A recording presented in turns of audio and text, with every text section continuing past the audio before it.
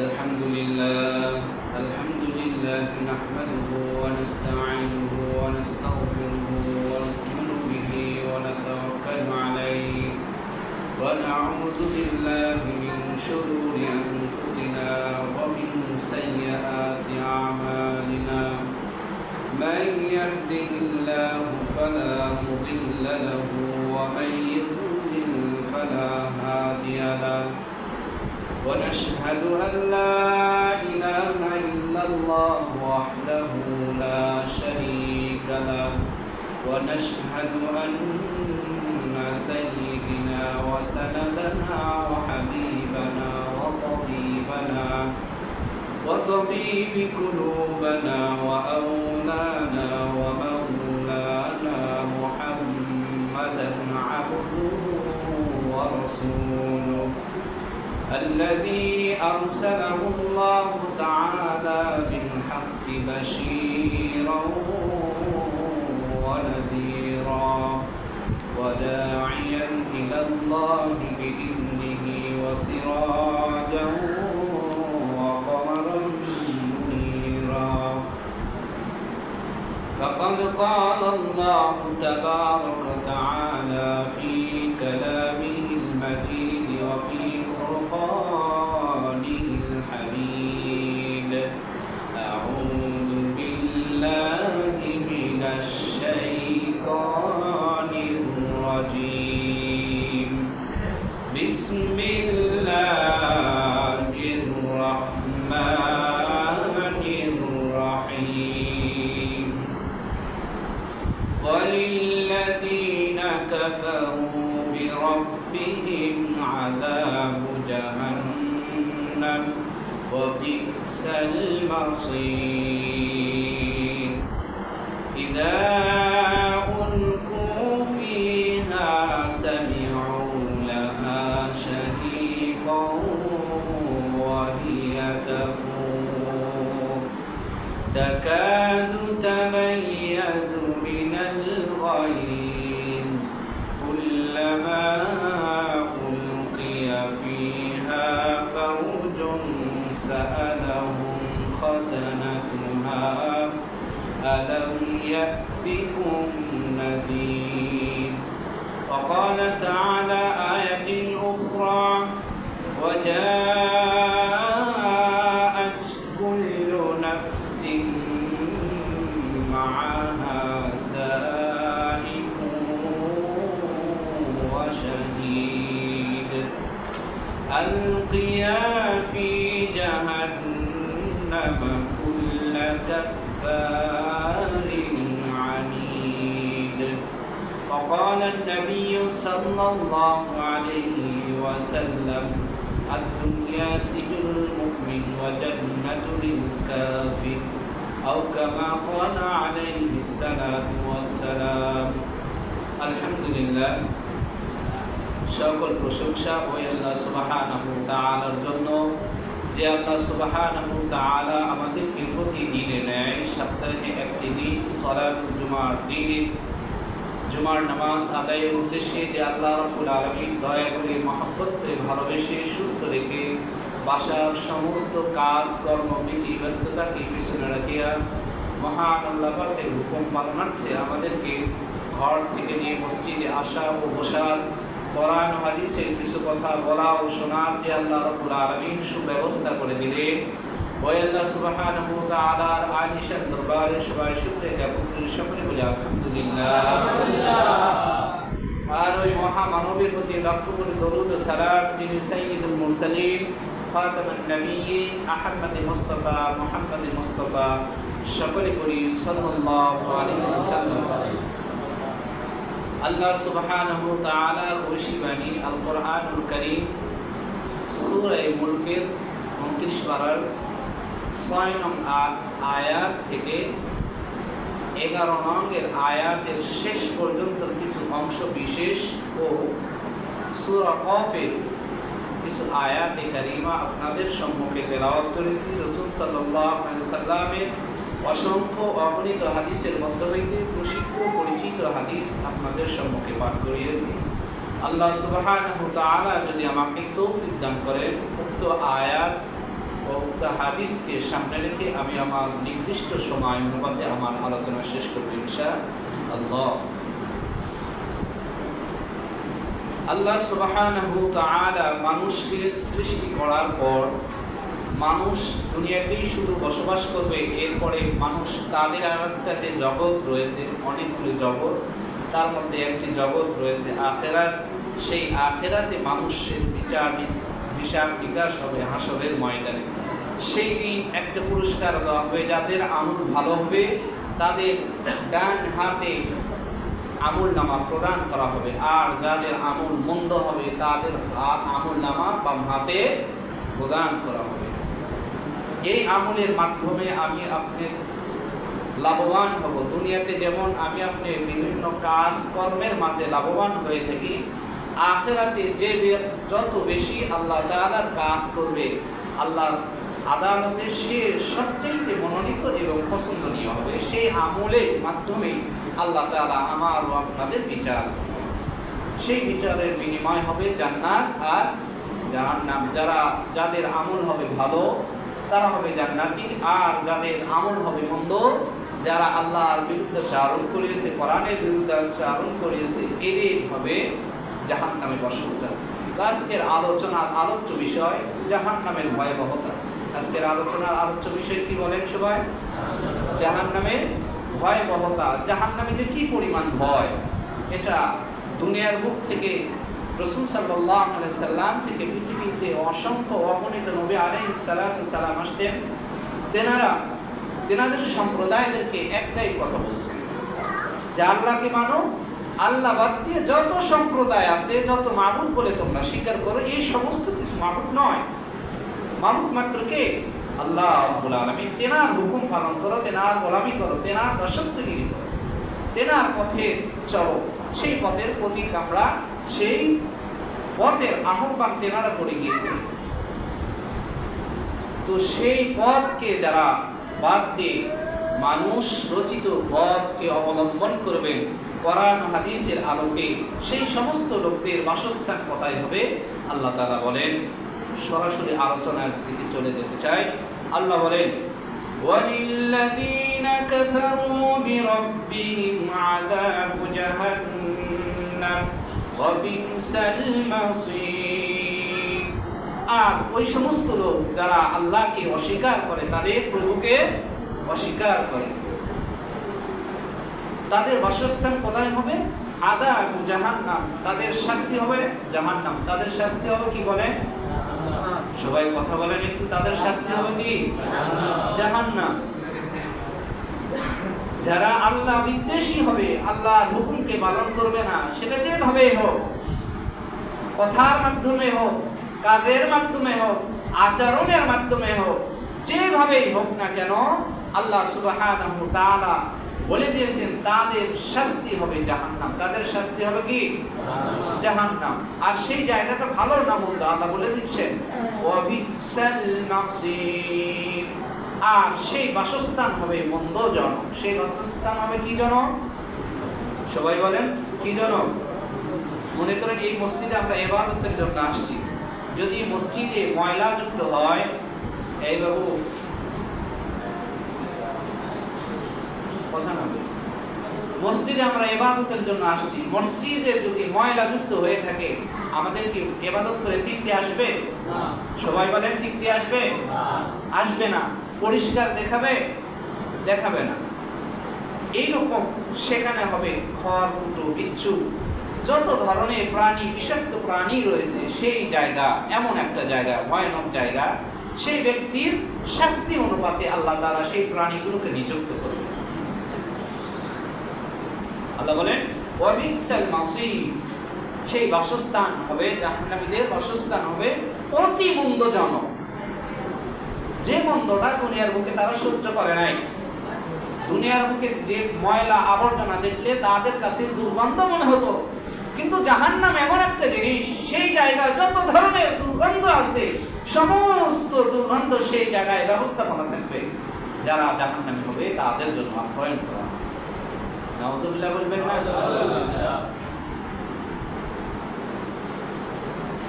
এরপরে আল্লাহ রাব্বুল আলামিন পরের আয়াতে বলেন, এই জাহান্নামী ব্যক্তিদেরকে ওই জাহান্নামে নিক্ষেপ করা হবে। এখানে আজকের আলোচনা থেকে কিছু শিক্ষা নেন। যারা আমরা হেলায় খেলায় দিনকে সময়কে নষ্ট করে দিই, চাষ তলে বসে আড্ডাই দিয়ে নষ্ট করে দিই, কাল কিয়ামতের ময়দানে আল্লাহ যদি ধরে বসেন, আপনার আমার পার হওয়ার বুদ্ধি নেই, আমার আপনার চিরস্থায়ী ঠিকানা হবে জাহান্নাম। এটা আল্লাহ রাব্বুল আলামিন বলে দিয়েছেন। আল্লাহ বলেন, ইযা উলকু ফিহা সামিউ লাহা শাহীকাও ওয়া হিয়া তাফুর। ইযা উলকু ফিহা, যখন তাদেরকে, উলকু মানে নিক্ষেপ করা হবে, যখন তাদেরকে নিক্ষেপ করা হবে, ফিহা ওই জাহান্নামে, জাহান্নামে যখন জাহান্নামী ব্যক্তিদেরকে নিক্ষেপ করা হইবে, সামিউ লাহা, জাহান্নামী ব্যক্তিরা সেই জায়গায় শ্রবণ করবে, শুনবে, শাহীকা, তার জাহান্নামের একটা বিকট শব্দ, আওয়াজ। নাউযুবিল্লাহ বলেন। নাউযুবিল্লাহ। সেই আওয়াজটা কি আল্লাহ ব্যাখ্যা করে দিচ্ছেন, ওয়াহিয়া তাফুর। সেই আওয়াজটা হবে এমন আওয়াজ, বিকট আওয়াজ, যে আওয়াজের মাধ্যমে টকবক করতে থাকবে সমস্ত আগুনগুলো, থরথর করে কাঁপতে থাকবে সমস্ত বিল্ডিং, সমস্ত কিছু, আসমান জমিন থরথর করে ওই আগুনের ভয়ে, জাহান্নামের চিৎকারের ভয়ে, জাহান্নামের গর্জনের ভয়ে, চিৎকারের ভয়ে সমস্ত প্রাণীকুলগুলো হতাশা হয়ে যাবে। আমার আপনার অবস্থা কি হবে? আমল ছাড়া কবরে যাব? বলেন, আমল ছাড়া কবরে যাব? যাওয়ার কোনো সুযোগ আছে? সবাই বলেন, যাওয়ার কোনো সুযোগ আছে? হারামকে গ্রহণ করে, হালালকে ছেড়ে দিয়ে কবরে যাব? হারামকে ছেড়ে দিতে হবে, হালালকে আল্লাহর রাস্তায় নিতে হবে, হারামকে আল্লাহর রাস্তায় বর্জন করে দিতে হবে। যে সমস্ত হারাম কাজ আমি আপনি করি, বসি করে যাই, করতেছি, একবারও কি চিন্তা করি আমার বাসস্থান কোথায় হবে? জাহান্নামের নিম্নতম শাস্তি যদি আল্লাহ রাব্বুল আলামিন দিয়ে থাকেন, সেই শাস্তি কেমন? ওয়াহিয়া তাফুর। এই আয়াতের ব্যাখ্যায় আসছে, তাফহিমুল কোরআনেও আসছে, তাফসীর ইবনে কাসিরেও আসছে, এরপরে মারিফুল কোরআনেও আসছে যে ওয়াহিয়া তাফুর এই আয়াতের ব্যাখ্যায় মানুষের শরীরের হাতের এই সামনের অংশে যদি আগুনের তাপ লেগে যায়, তাহলে এই অপর পৃষ্ঠ যেটাকে বলা হয় পিছনে, এই পিছনের অংশগুলো খুলে পড়ে যাবে। জাহান্নামের শাস্তি এত ভয়ানক, আমরা কি সহ্য করতে পারবো? সবাই বলেন, সহ্য করতে পারবো? করার মতন ক্ষমতা আছে আমাদের? ইযা উলকু ফিহা সামিউ লাহা শাহীকা। শাহীকা শব্দের অর্থ গাধা যখন তার খাবারের প্রয়োজন হয় বা বিভিন্ন কারণে যখন সে গর্জন করে, মানে সে যখন ডাকে, যেমন আমরা বাসায় যদি গরু বা ছাগল বা ভেড়া বিভিন্ন কিছু যদি পোষ লালন পালন করি, তখন যদি তাদেরকে সেই অনুপাতে যদি তাদেরকে খাবার না দেওয়া হয়, তারা খাবারের জন্য তারা হুঙ্কার দিয়ে থাকে, চিৎকার করতে থাকে। এটাকে বলা হয়েছে শাহীকা, গাধার সাথে, গাধার চিৎকারের সঙ্গে। কিন্তু মুফাসসিরিনগণ উল্লেখ করছেন যে না, এটা জাহান্নামের চিৎকার হবে, এটা জাহান্নামের চিৎকার হবে, জাহান্নামের অধিবাসী যারা হবে, জাহান্নামে যারা বসবাস করবে তাদের চিৎকার হবে। তাদের চিৎকার শুনে আশেপাশে যারা অবস্থান করতেছে, যারা রয়েছে, তারা ওই হতাশার মধ্যে পড়ে যাবে। তারা দুঃখ কষ্ট রাক্রান্ত নিয়ে তারা আফসোস করে বলতে থাকবে, আহারে দুনিয়ার বুকে তো শুধু আমি খেলতামাশা করেই আসছি, আমার যা বৈধ ছিল সেটাও আমি করিয়েছি, আমার জন্য যেটা বৈধ ছিল না সেই কাজও আমি করে আসছি। তখন কোনো লাভ হবে?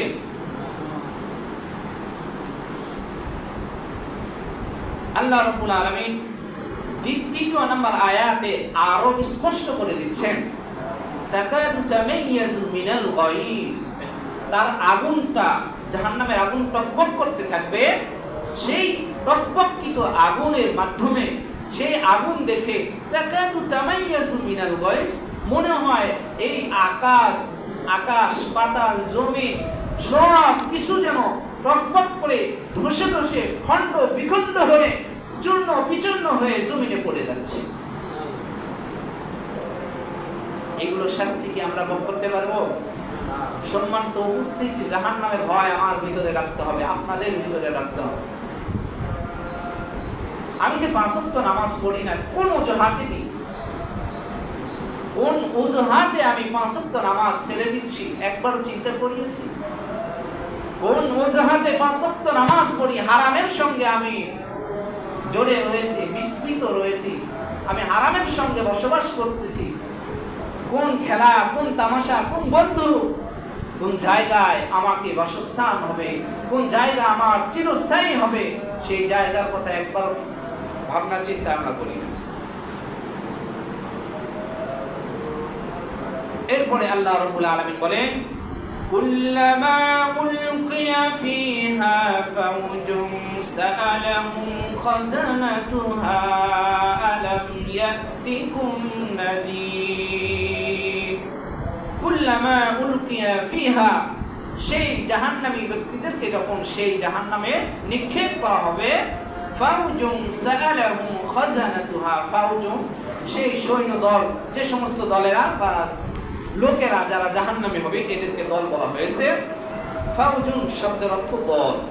তাহলে যে সমস্ত দলকে জাহান্নামে নিক্ষেপ করা হবে, সাআলাহুম খাযানাতুহা, সাআলাহুম তাদেরকে প্রশ্ন করিবে, খাযানাতুহা ওই জাহান্নামী পরিচালক, জাহান্নামী পরিচালক প্রহরী যারা রয়েছে, এই সমস্ত প্রহরীরা ওই জাহান্নামী ব্যক্তিদেরকে বলবে, আলাম ইয়াতিকুম নাযীর, তোমরা কি দুনিয়ার বুকে তোমাদের কাছে ভীতি প্রদর্শনকারী রূপে কোনো লোককে আল্লাহর হাবিব আল্লাহ তাআলা তেনার রাসূলকে পাঠায় নাই? আল্লাহ সূরা বনী ইসরাঈলে বলেন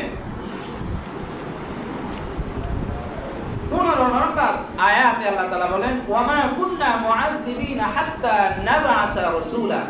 আল্লাহ বলেন, ওয়া মা কুন্না মুআযযিবিনা, আমি কাউকে শাস্তি প্রদান ওই সময় পর্যন্ত করি না, হাত্তা নাবআসা রাসূলা, যতক্ষণ পর্যন্ত ওই জাতির প্রতি আমার পক্ষ থেকে একজন পথ প্রদর্শক, ভীতি প্রদর্শনকারী আমি তার কাছে, ওই জাতির কাছে না পৌঁছাবো, ততক্ষণ পর্যন্ত তাদেরকে আমি শাস্তি দিব।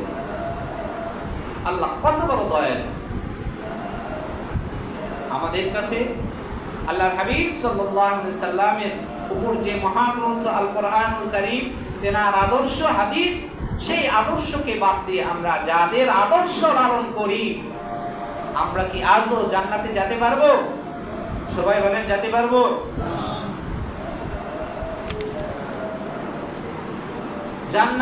জাহান্নামের প্রহরীরা জাহান্নামীদেরকে জিজ্ঞাসা করবে, সাআলাহুম খাযানাতুহা, তাদেরকে জিজ্ঞাসা করবে, আলাম ইয়াতিকুম নাযীর, তোমাদের কাছে কি ভীতি প্রদর্শনকারী কেউ আসে নাই?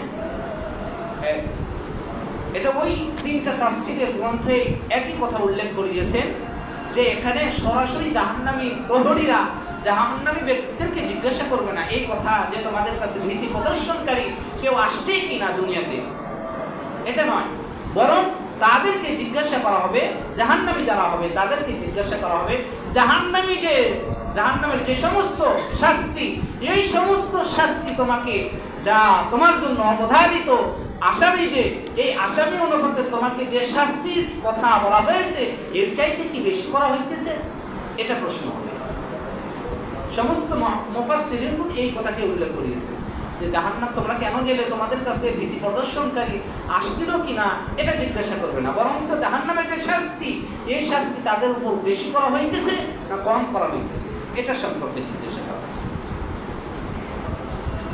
সম্মানিত সুধী, একবার চিন্তা করি, মৃত্যু কিন্তু আসবে। মালাকুল মউত কখন, কোন সময়, কোন অবস্থায় আসবে আমি আপনি কেউ টের পাবো? বলেন, পাবো? এরপরে আল্লাহ সুবহানাহু ওয়া তাআলা পরের আয়াতে বলেন, ওই জাহান্নামীরা বলবে, আফসোস করে তখন বলতে থাকবে যে দুনিয়ার বুকে আমার অসংখ্য বন্ধু বান্ধব ছিল, যাদের সাথে আমি খেলাধুলা করেছি, খেলাধুলা দেখিয়েছি, সময় নষ্ট করেছি, খেলায় বসেছিলাম, সময় নষ্ট করে দিয়েছি, কিন্তু আমার ওই বন্ধুটা আমল করে গিয়েছে, আল্লাহর কাজ করে গিয়েছে, দ্বীনের পথে ছিল। তারা ওই জাহান্নামীরা আফসোস করে তখন বলতে থাকবে, قالوا بلى قد جاءنا نذير قالوا জাহান্নামীরা বলতে থাকবে বালা قد جاءنا نذير, হ্যাঁ অবশ্যই আমাদের কাছে ভীতি প্রদর্শনকারী একজন আল্লাহর পক্ষ থেকে প্রেরিত হয়েছিল, কিন্তু আমরা তাকে মানি নাই, আমরা তাকে প্রত্যাখ্যান করিয়ে দিয়েছি। আল্লাহর দ্বীনকে বৃদ্ধাঙ্গুল দেখে নিজের মন চাহিভাবে চলাফেরা করিয়েছে। আল্লাহ বলেন ফাকাল্লাবনা ওয়া কুলনা মা নাযালাল্লাহু মিন শাই, ওই জাহান্নামীরা বলবে তখন আফসোস করে যে ফাকাল্লাবনা, আল্লাহর পক্ষ থেকে ভীতি প্রদর্শনকারী আসছিল, আমরা তাকে মিথ্যা সাব্যস্ত করেছি। বলেন কি সাব্যস্ত করিয়েছি? সবাই বলেন কি সাব্যস্ত করিয়েছি? যারা আমরা দ্বীনের দাওয়াত নিয়ে যাই, দ্বীনের কথা বলি, মানুষদেরকে নামাজের দিকে আহ্বান করি, এই যে আমাদের মসজিদে 3 দিনের জামাত আসছে, তারা তাদের টাকা পয়সা অর্থ সম্পদ সময়কে মূল্যায়ন করে এই রাস্তায় আল্লাহ রাস্তায় ব্যয় করতেছে, তাদের লাভ না আমাদের লাভ? সবাই বলেন কাদের লাভ?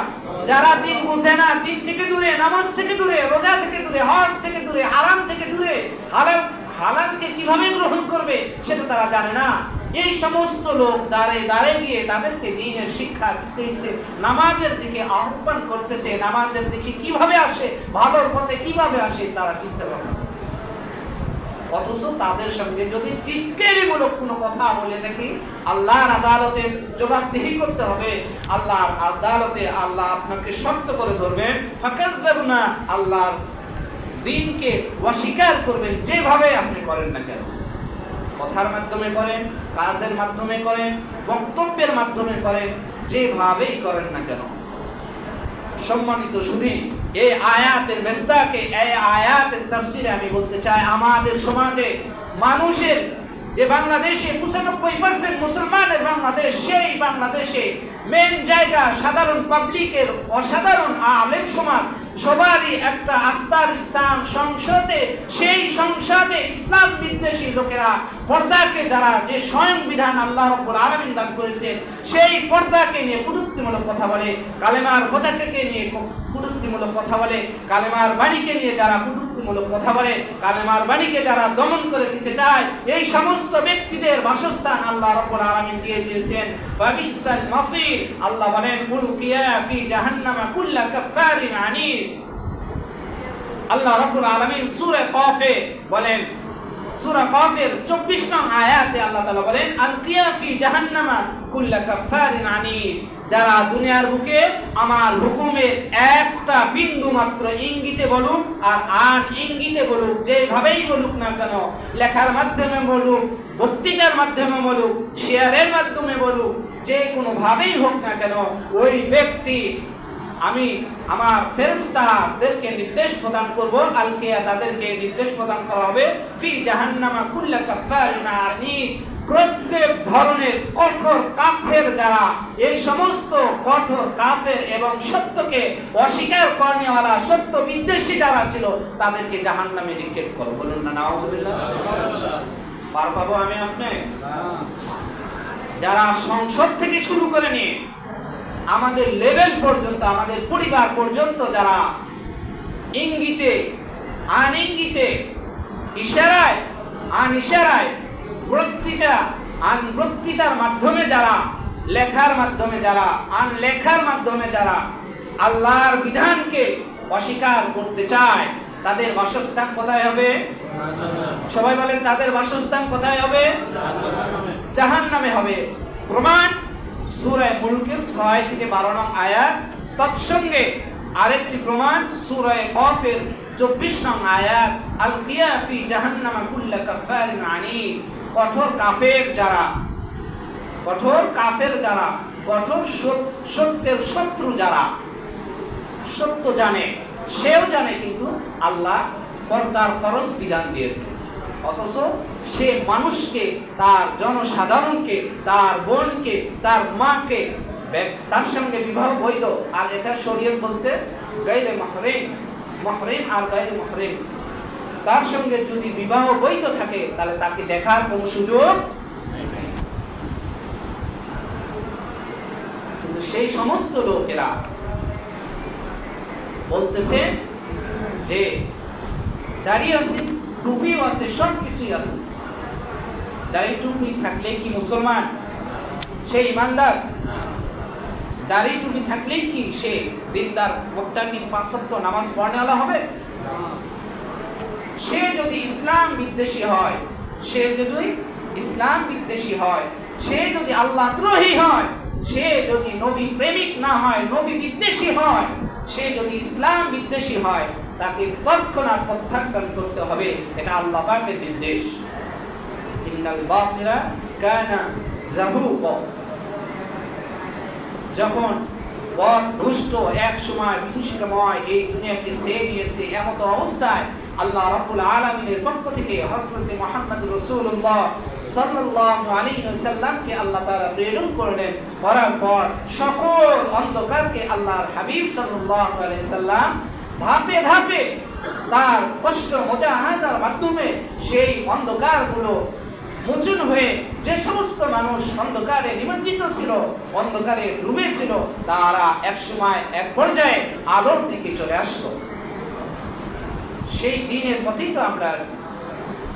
সেই সত্তার দিনকে নিয়ে আমরা আজকে উন্নতি করতেছি। ওই সত্তা আজও আছে, কালকে কিয়ামত পর্যন্ত তিনি থাকবেন, তিনি আমাদের বিচার সালিশ করবেন।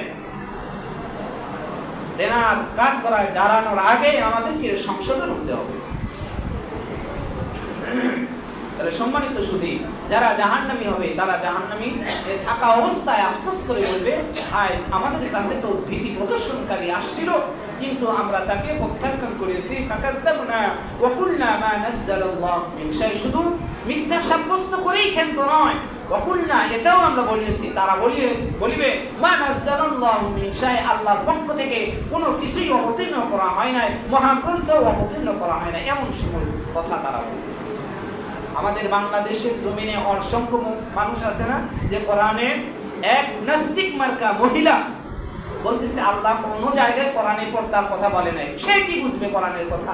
তার কোরআনের জ্ঞান তো মাথার ভিতর থাকতে হবে, কোরআন সম্বন্ধে তার নলেজ থাকতে হবে, নয়তোবা সে কিভাবে জানবে? আল্লাহ বলেন ইন আনতুম ইল্লা ফি দালালিন কাবীর। এটা তো তোমরা অত্যন্ত একটা মহা বড় পথভ্রষ্টতার মধ্যে রয়েছে। তোমরা যারা এগুলো লালন করো, সারা রাত বসে আল্লাহ তাআলার দেওয়া দিন রাত্রি, এই সমস্ত আল্লাহ তাআলার দেওয়া একটা নিয়ামত, এই নিয়ামতের আমরা কৃতজ্ঞতা প্রকাশ করি না। সারা রাত ভরে খেলাধুলা দেখার জন্য জাগ্রত হতে পারি, কিন্তু একদিনও কি নামাজের জন্য আসতে পারিয়েছি? সবাই কথা বলেন, একদিনও কি যারা আমরা নামাজ পড়ি না, খেল তামাশায় মগ্ন হয়ে থাকি, খেলার মঞ্চে বসে থাকি, আড্ডার মঞ্চে বসে থাকি, চাষ করে বিভিন্ন জায়গায় নামাজের সময় বিভিন্ন বাহানা দিয়ে আমরা বসে থাকি, আমরা কি বলতে পারবো একদিন আমার মালিককে খুশি করার জন্য 10টা মিনিট সময় আমার মালিককে দিয়েছি? আপনি কোন লজ্জায় আল্লাহর কাছে দাঁড়াবেন? আপনার তো লজ্জা হওয়া দরকার ছিল যে আমার মালিক যে হায়াত দিয়েছেন, আমার মালিক যে মেমোরি আমাকে দিয়েছেন, যে ব্রেন শক্তি আমাকে দান করেছেন, যে শক্তি আমাকে দিয়েছেন, যে শক্তির মাধ্যমে আমি এক জায়গায় কাজ করতেছি, ওই কাজের মাধ্যমে আমি কি আমার মালিকের 1 মিনিট, 10টা মিনিট, 5টা মিনিট সময় আমার মালিককে দিতে পারছি? পারিনি। আল্লাহর আদালতে জবাব।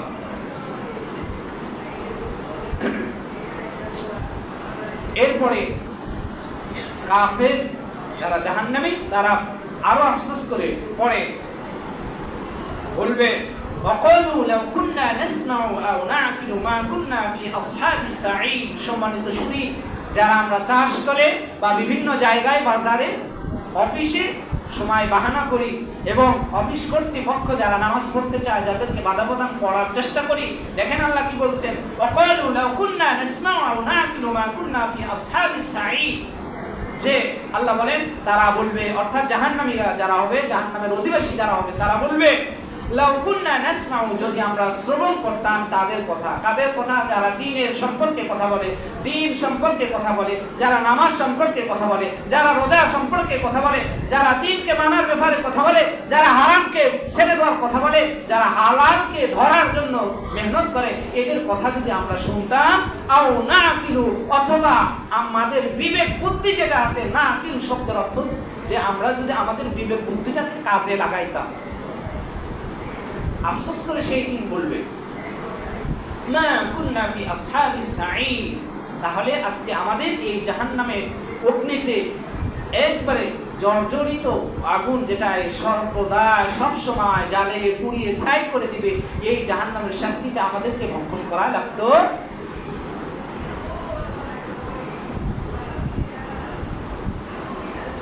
শুধু এখানেই ক্ষান্ত নয় সম্মানিত শুধু আমাদের অপরাধ আমরা নিজেরাই স্বীকার করব। কারা? সবাই বলেন। সবাই কি পিছনে সামনে সবাই ঘুম আসছে? তাহলে বলতেছেন না যে কষ্ট পাইতেছে? আল্লাহ বলে দিয়েছেন সেই কথাগুলো আমি আপনাদের সম্মুখে বলতেছি, কষ্ট পাইলে করার কিছু নেই। আল্লাহ বলে দিয়েছেন, নবীর শিক্ষা, আল্লাহ তাআলা নবীকে শিক্ষা দিয়েছেন, সেই নবী নাই আমাদের মাঝে, সেই কথাগুলো কারা বলবে? সঠিক কথাগুলো আজকে বলার চেষ্টা করতেছি। জাহান্নামের কি শাস্তি, সামান্যতম শাস্তির কথা আমি আপনাদের সম্মুখে তুলে ধরার চেষ্টা করতেছি। আমাদের অপরাধ আমরা নিজেরাই স্বীকার করব। দেখেন দুনিয়ার বুকে দুনিয়ার প্রশাসনের শাস্তির অনুপাতে, নিয়ম অনুপাতে যারা আসামি হয় তাদেরকে পানিশমেন্ট করার পর তাদের থেকে স্বীকারোক্তি নেওয়া হয়। সেই পানিশমেন্টের বিভিন্ন শ্রেণী থাকতে পারে, রিমান্ড থাকতে পারে, পর্যায়ক্রমে বিভিন্ন জায়গায় নিয়ে যেতে পারে। যাওয়ার পর একটা সময় আসামি তার কথাগুলো অনেকেই স্বীকার করে, অনেকেই স্বীকার করে না। কিন্তু আল্লাহর আদালতে এমন হবে না। সবাই বলেন আল্লাহর আদালতে এমন হতে পারে না। আল্লাহ স্বয়ং নিজে বলে দিচ্ছেন ফাতারফু বিযামবিহিম ফাসুহকান লিআসহাবিস সাঈর, তোমরা দুনিয়ার বুকে মানুষের কাছে অপরাধ করছো, কিন্তু ওই অপরাধকে ধামা চাপা দেওয়ার জন্য রাষ্ট্রের পক্ষ থেকে এক দল বাহিনী তারা চেষ্টা করেছে যে এই রাষ্ট্রকে পরিচালনা করার জন্য, আমার ক্ষমতাকে টিকে রাখার জন্য, আমার দলকে টিকে রাখার জন্য যত অপশক্তি দরকার, এই সত্য কথা যেন ধামাচাপা পড়ে যায়, এই সত্য কথা যেন মানুষ পাবলিক সিটিতে যেন প্রকাশিত না হয়। যদি হয় তাহলে আমাদের দলের উপর একটা ক্লেম কার আসবে। এইটা দুনিয়ার বুকে করা সম্ভব, কিন্তু আল্লাহর আদালতে করা সম্ভব না। আল্লাহ বলেন ফাতারফু, তারা স্বীকার করবে। আরাফা ইয়ারিফু, শাব্দিক অর্থ চেনা, সেখান থেকে উঠে আসবে শব্দের শাব্দিক অর্থ, তারা স্বীকার করবে। চেনা কখন হবে? মানুষ চিনতে পারবে কখন?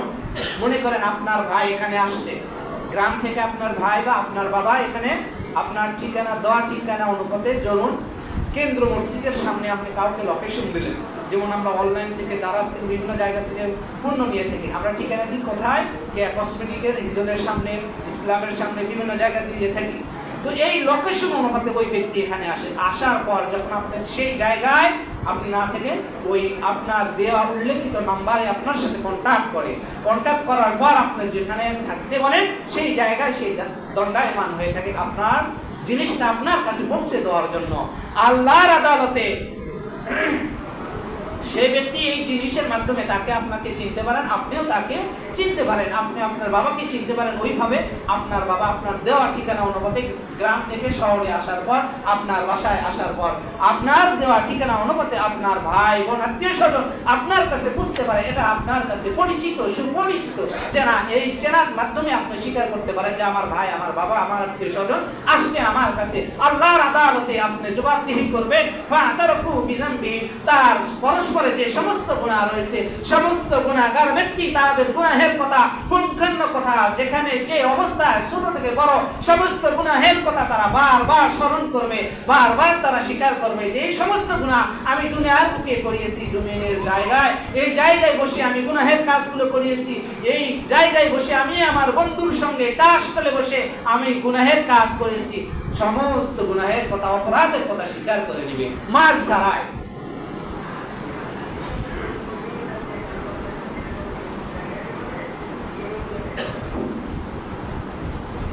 দুনিয়ার বুকে মায়া দিয়ে স্বীকার করা যায় না, আর আখিরাতে শুধুমাত্র জাহান্নামের একটি ভয়, চিৎকার, গঞ্জার, অহংকারের মাধ্যমে আপনার আমার ভিতরে ভয় শুরু হয়ে যাবে।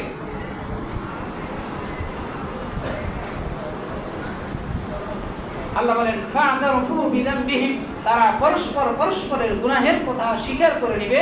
আল্লাহ বলেন ফাসুক্কান লিআসহাবিস সাঈদ, এই সমস্ত গুনাহগার ব্যক্তিদের জন্য আল্লাহর পক্ষ থেকে ভয়াবহ একটা বার্তা দেওয়া হচ্ছে।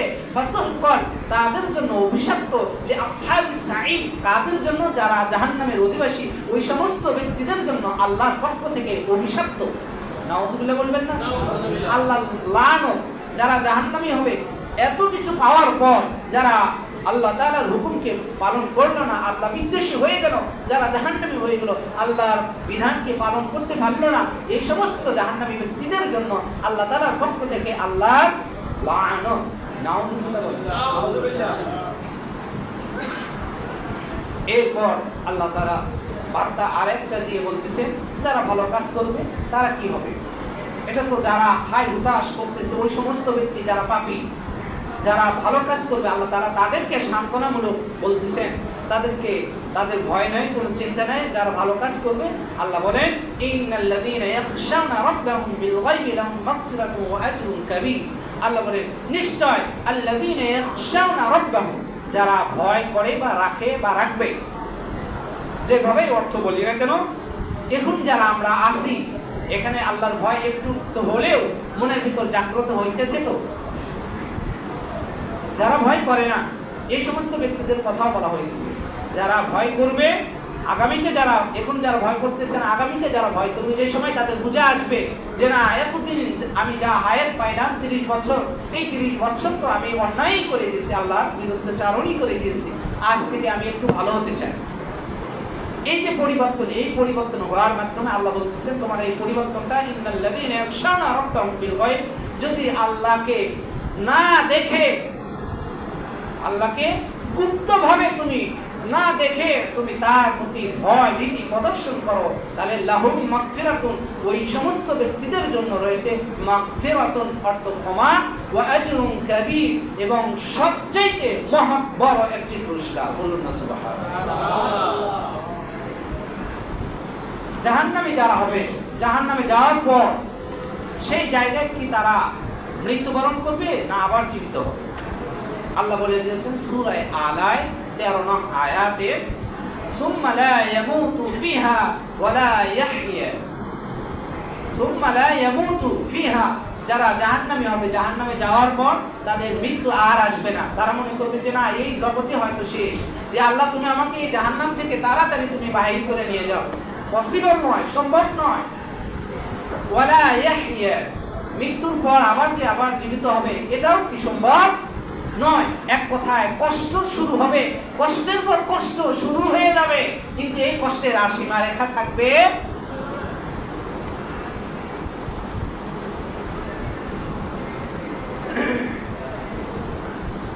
এরপর আল্লাহ সুবহানাহু ওয়া তাআলা সূরা কাফের 21 নং আয়াতে বলেন ওয়াজাআত কুল্লু নাফসিন মা'আহা সাইকুন ওয়া শাহীদ।